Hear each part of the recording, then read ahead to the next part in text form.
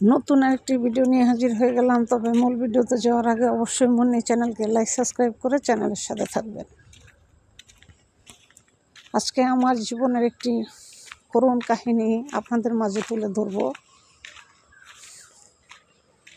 আজকে আমার এই ভিডিওতে যা কিছু জেনে যাবেন, অবশ্যই অনেক কিছু শিখে যাবেন বা দুনিয়ার সম্বন্ধে একটা আইডিয়া বা একটা অভিজ্ঞতা আপনাদের হয়ে যাবে ইনশাআল্লাহ, আশা করি। আমি এক মেডিকেলে নার্সের জব করি।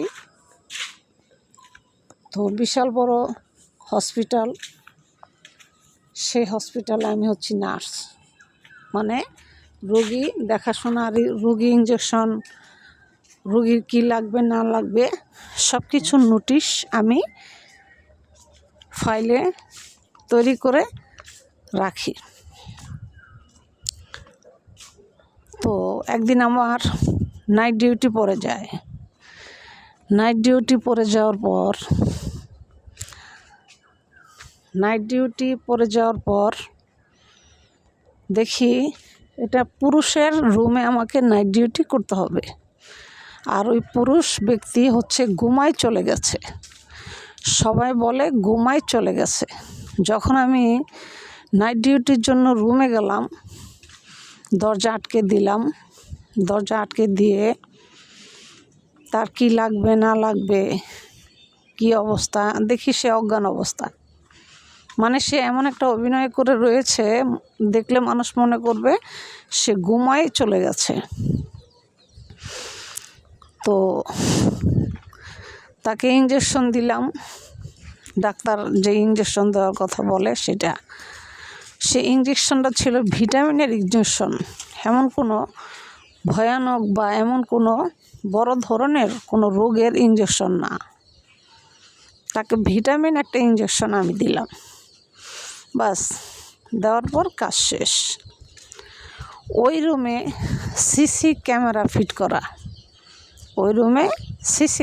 ফিট করা। তো হঠাৎ করে আমার চোখ লেগে যায়। যাওয়ার পর আমি ঘুমায় যাই। এক পর্যায়ে ঘুমায় যাওয়ার পর সেই ঘুমায় যাওয়া ব্যক্তি আমাকে অজ্ঞান করে, ইঞ্জেকশনের মাধ্যমে অজ্ঞান করে, না যেন মুখের ভিতরে কিছু একটা রুমালের ধারায় একটা নেশা জাতীয় দ্রব্য দিয়ে আমাকে অজ্ঞান করে ফেলছে। এটা সিসি ক্যামেরায় ধরা পড়ছে। ধরা পড়ার পর আমি অজ্ঞান হয়ে যাই। যাওয়ার পর সে আমার সাথে শারীরিক মেলামেশা করে। ওই রুমে যে কোনো নার্সই যাক না কেন, সে সবার সাথে এই নোংরা কাজগুলো সে করে। মূলত ঘুমায় যাওয়া হচ্ছে এটা একটা অভিনয়। মূলত লোকটা সুস্থ, তাগড়া পুরুষ, তরতাজা পুরুষ, সুস্থ পুরুষ, কিন্তু এই লোক ঘুমায় যাওয়ার অভিনয় করে সে মেডিকেলের সুন্দর সুন্দর নার্সকে অনেক টাকার বিনিময়ে ডাক্তার কাছ থেকে কিনে সে ওই নার্সগুলোর সাথে শারীরিক মেলামেশা করে।